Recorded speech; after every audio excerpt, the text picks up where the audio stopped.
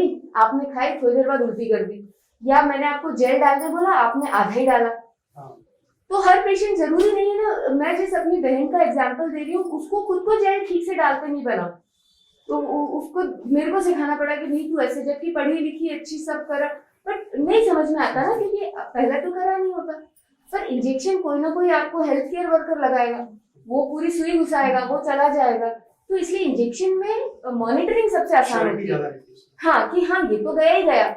तो जो मैंने कहा ना, ये हम लोगों का डर है जो हम इतने सारे, वरना अगर आप सिर्फ रिसर्च पे जाएं तो वो तो कहते हैं कि सिर्फ एक जेल दे दो, या सिर्फ एक गोली दे दो, या सिर्फ एक इंजेक्शन दे दो, और वो भी 2 हफ्ते। बट प्रॉब्लम ये है कि जितनी भी रिसर्च है, एंड ऑफ द डे ये कहती है कि हमारे यहाँ प्रेगनेंसी 20% है और बहुत खुश है, पर हमारे जैसे देश में जहाँ आदमी अपना घर बार लेकर के बेच करके इलाज करा रहा है, उसमें मैं 20% की प्रेगनेंसी के साथ खुश नहीं रह सकूंगी, तो हम लोग डर के मारे देते हैं। तो अगर तीनों में से कोई एक चीज आपको वापरनी हो, कोई एक, तो मैं जेल प्रेफर करूंगी, क्योंकि उसमें एब्जॉर्प्शन सबसे ज्यादा होता है, सबसे ज्यादा बच्चेदानी में जेल जाता है, दूसरे नंबर पे इंजेक्शन, और तीसरे नंबर पे मुंह की दवा। मुंह की दवा से सबसे ज्यादा उल्टियां होती है, बहुत उल्टी होती है, और वो उसका एब्जॉर्प्शन भी बहुत पुअर होता है। तो jail is that, but jail महंगा पड़ता था थोड़ा सा, अब उसकी शायद प्राइसेस कम ज्यादा हुई है, पर जेल थोड़ा महंगा पड़ता है। क्रिनॉन तो इसलिए हमने बंद किया क्योंकि क्रिनॉन बहुत ही महंगा था, बहुत ही। पर अब क्या हुआ, पहले आता ही वो था, आपको तो टाइम हो गया ना, 5-6 साल हो गए शायद आपको, तब वो आता ही क्रिनॉन था। अब तो 5-6 कंपनी आ गई है, और हम लोग तो आप लोगों को सभी को कहते हैं कि आपको तो जो कंपनी समझ में आए लो। मैं तो बल्कि मरीजों से ये कहती हूँ कि दवा तो दवा बाजार से ही खरीदो और उनसे डिस्काउंट की बात कर लो।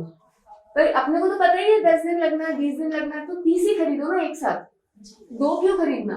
तो अब तो बहुत सारी पर अब क्रिनॉन तो वाकई में बहुत महंगा था, बहुत महंगा था। अब लेकिन कंपनी इतनी आ गई है तो ओवरऑल कम हो गई है दवाओं की कीमत, कंपटीशन की वजह से ना दवाओं की कीमतें कम हो गई। इनफैक्ट अभी तो हमने सरकार को लेटर लिख के दिया, आई थिंक तलवार जी को बेटर आइडिया होगा कि उसका होगा क्या। हमने तो लिख के दिया कि भैया आप आईवीएफ फ्री में करा रहे हो, वहां तक समझ में आता है, लेकिन खर्चा तो दवाइयों का है। प्रेग्नेंट होने के बाद वो पेशेंट बेचारा जितना का पैसा आए, वो तो अभी हो सकता है गवर्नमेंट हमारी बात पे एग्री करके आयुष्मान के अंतर्गत आईवीएफ की प्रेगनेंसी को ले ले। अगर ऐसा हो गया तो ये बहुत बड़ा काम हो जाएगा कि कम से कम 9 महीने की दवाइयां तो मुफ्त में मिलेंगी, वरना वो बहुत ही मतलब पेशेंट्स का डर यही लगता है हमको कि हम आईवीएफ तो कर दें मुफ्त में, फिर उसके बाद का क्या, क्योंकि कहीं भी ये गवर्नमेंट सप्लाई में नहीं। पर अभी जेल सस्ता हो गया थोड़ा सा, कि आप ले रहे होंगे ना, कितने का आता है एक जेल? 150 125 रुपए के लगभग उसकी कीमत है, 125 से 30 रुपए, और डिस्काउंट में वो 105 रुपए से 107 मिला।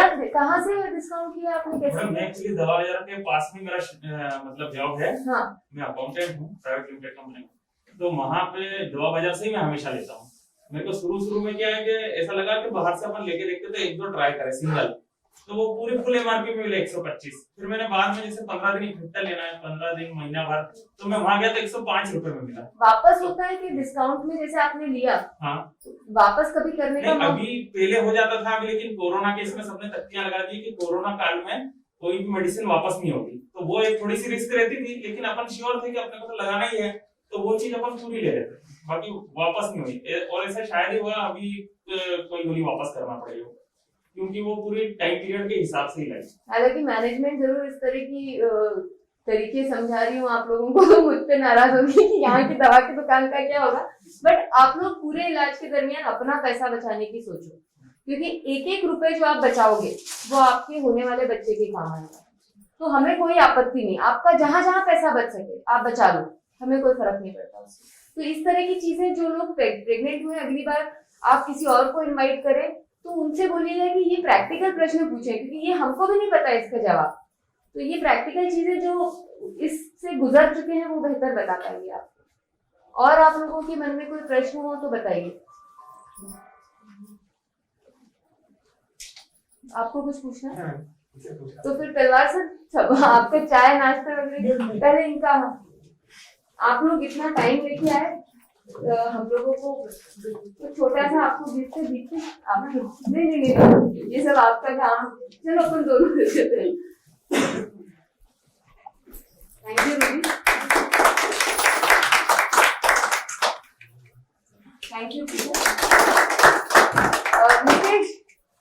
तलवार सर को तो जानते ही होंगे। मुकेश हमारे यहाँ ओटी में भी काम करता है और बहुत सारे पेशेंट्स इसके बहुत डॉक्टरों से भी परिचय है, बहुत है। तो मुकेश बहुत बार हमारे लिए पेशेंट्स को समझाने का भी काम करता है, काउंसलर भी काम करता है, जो डॉक्टर्स रहते हैं।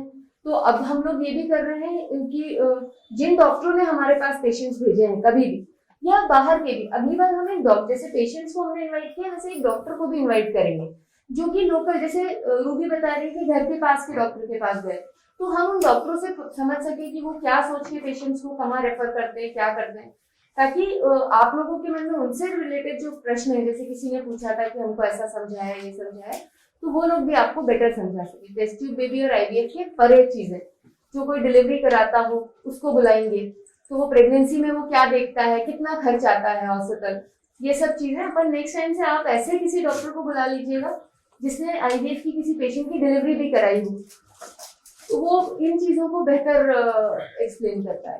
तो अगर आपको कभी छोटी मोटी कोई ऐसी प्रॉब्लम्स हो तो तलवार सर और मुकेश ये आपकी छोटी मोटी प्रॉब्लम्स बहुत इजीली, मेडिकल से नहीं नॉन मेडिकल, वो ये लोग दोनों कर सकते हैं। मुकेश के बहुत सालों से अलग अलग हॉस्पिटल्स में काम कर रहा है, तो इसकी रेपुटेशन बहुत अच्छी है और इसकी पहचान बहुत अच्छी है। तो कहीं किसी दूसरे हॉस्पिटल में जाना हो, कोई आपका है, तो मुकेश मैनेज कर सकता है। वो लगभग सभी डॉक्टरों को जानता है शहर के। और तलवार सर इतने सालों से, पहले ये फार्मा इंडस्ट्री में काम करते थे, अभी बहुत सालों से अरविंदो में काम कर रहे हैं, तो अरविंदो से रिलेटेड भी सारे काम और ये छोटी मोटी दवाओं वगैरह से संबंधित सभी काम ये बहुत बखूबी कर सकते हैं। तो हम लोग इन चीजों में आपकी मदद नहीं कर पाएंगे, लेकिन ऐसे लोग हैं यहाँ पे जो आप लोगों को समय आने पे इसमें भी हेल्प कर सकते है ना। तो अब चाय नाश्ता आप लोग लेके जाइएगा। जैसे कि कई बार हमारे पास ऐसे भी पेशेंट आते हैं जिनके नील स्पर्म रहते हैं और एग वगैरह ठीक रहते हैं, तो उनके थ्रू हम जैसे उनको संतान सुख देना चाहते हैं, तो क्या प्रोसेस रहती है, क्या क्या प्रोसेस से हम करते देखिए, हैं? प्राथमिक रूप से ऐसे पुरुषों में हमको कुछ खून की जांचें करके देखनी पड़ती है और कई बार सोनोग्राफी करके देखनी पड़ती है, ये समझने के लिए कि स्पर्म्स अगर नहीं आ रहे हैं तो वो क्यों नहीं आ रहे हैं। दो बड़े कारण होते हैं। एक कारण होता है कि कोई ऑब्स्ट्रक्शन हो गया हो, कोई अड़चन हो, इसलिए मतलब शरीर में बन तो रहे हैं शुक्राणु पर बाहर नहीं आ रहे, वो जांचों से एक अंदाज लग जाता है। और कुछ केसेस में बन ही नहीं रहे होते हैं। जनरली जिनमें नहीं बन रहे होते हैं वो जन्मजात होते हैं, लेकिन दोनों ही केसेस में हम या तो ऑपरेशन करके शरीर के अंदर से शुक्राणु निकाल सकते हैं, इसको टीसा कहते हैं। कई मैक्सिमम सेंटर्स पे, इनफैक्ट मेरे ख्याल से तो मध्य प्रदेश में 1 या 2 ही सेंटर्स हैं जो हम जैसा टीसा करते हैं, अदरवाइज ज्यादातर उसमें सुई डाल करके उसको सक करते हैं, इसको सिंपल टीसा कहते हैं। अगर स्पर्म मिल जाते हैं तो उनके साथ टेस्ट ट्यूब बेबी ही कर सकते हैं, उनके साथ और कुछ नहीं कर सकते, इससे कम रहते हैं वो शुक्राणु। हम लोग लेकिन यहाँ पे माइक्रो टीसा करते हैं। माइक्रो टीसा में हम पेशेंट को ऑपरेशन थिएटर में ले जाते हैं, हमारे पास एक माइक्रोस्कोप है जिसमें 25 से 30 गुना आप मैग्नीफाई करके देखते हो। तो चीरा लगा के, हम सुई से नहीं करते, हम चीरा लगा के फिर पूरा टेस्टिकल देखते हैं कि कहाँ पे स्पर्म दिख रहे हैं, उसमें स्पर्म मिलने की संभावनाएं बढ़ जाती। जिनके बन भी नहीं रहे होते हैं स्पर्म, उसमें भी 20% चांस है कि बन जाए, लेकिन न कुछ 0 है न कुछ 100 है। हम आपको अंदाज दे सकते हैं कि क्या पॉसिबिलिटी है। तो या तो यह टेस्ट ट्यूब बेबी द्वारा अगर खुद का बच्चा चाहिए ही चाहिए है, तो या तो ऑपरेशन करा के शुक्राणु निकलवाएं और टेस्ट ट्यूब बेबी करें। और अगर टेस्ट ट्यूब बेबी महंगा पड़ रहा है, क्योंकि इसमें सिवाय टेस्ट ट्यूब बेबी के और कुछ नहीं हो सकता, अगर ये महंगा पड़ रहा है तो बैंक से वीर्य लेके आप IUI तो करा ही सकते हैं। ये 2 ही ऑप्शंस रहते हैं। जनरली स्पर्म 0 होने पर गिनती की इक्का दुक्का ऐसी बीमारियां हैं जिसमें ओवर द टाइम आप उम्मीद कर सकते हो कि स्पर्म बनने लग जाए। जैसे कोई यंग लड़का है, उसको कैंसर के लिए कीमोथेरेपी दी है, तो उससे आप उम्मीद कर सकते हो कि शायद 10 साल बाद स्पर्म बनने लगे। पर जनरली इन बीमारियों का दवा गोली में कोई इलाज नहीं होता। आई अंडरस्टैंड, बहुत पेशेंट्स गोलियां खाते रहते हैं सालों साल, बट जनरली कुछ फर्क नहीं पड़ता है।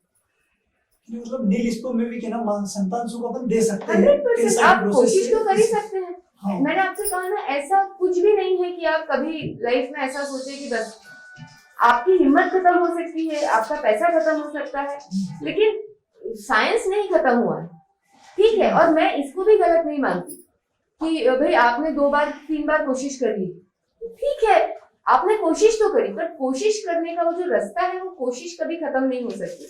और ज्यादातर लोगों को मतलब ओवर द टाइम प्रेगनेंसी हो सकती है, बट हाँ कई बार पेशेंट कोशिश कर लेता है, बच्चा नहीं होता, उसकी हिम्मत टूट जाती है, तो वहां पर रुक जाने में भी कोई हर्ज नहीं है। पर हम सबका यह कर्तव्य है, ये दायित्व है कि एक बार ईमानदारी की कोशिश तो करें, उसके बाद जो होगा देखा जाएगा, है ना। तो जिनको स्पर्म्स नहीं होते हैं उनके पास भी ट्रीटमेंट ऑप्शंस अवेलेबल है। और किसी के मन में कोई प्रश्न? आप लोगों को हमारी ये जो भी आप बोलो इसको पहल या ये ठीक लग रहा है? डू यू थिंक इससे लोगों को फायदा होगा, या हम यही आपका और अपना दोनों का टाइम वेस्ट कर रहे हैं? फायदा होगा। आप यहाँ से जाने के बाद, क्योंकि आप लोगों से तो एक बार बात हो गई, हर बार तो आप लोग भी टाइम नहीं निकाल पाए, आपको लगता है कि आप इसका प्रचार कर पाएंगे? ताकि क्योंकि हम फोन करते हैं ना, तो कई बार पेशेंट्स को लगता है हम किसी मार्केटिंग के तहत फोन कर रहे हैं, वो स्वाभाविक भी है। हमको भी कितनी बार बैंकों से फोन आते हैं, शोरूम से फोन आते हैं, तो हम काट देते हैं कि फालतू। पर अगर आप लोग ऐसे लोगों को जानते हैं जिनको इसके बारे में इंफॉर्मेशन चाहिए, जरूरी नहीं है कि वो संतानहीन हो सकता है कोई सास हो जिसकी दूर की बहू को तकलीफ हो, वो आके मिले, बात करे, समझे, तो आपको लगता है कि आप इसको सर्कुलेट कर पाओगे, यह इंफॉर्मेशन दूसरे लोगों को दे पाओगे ताकि किसी को।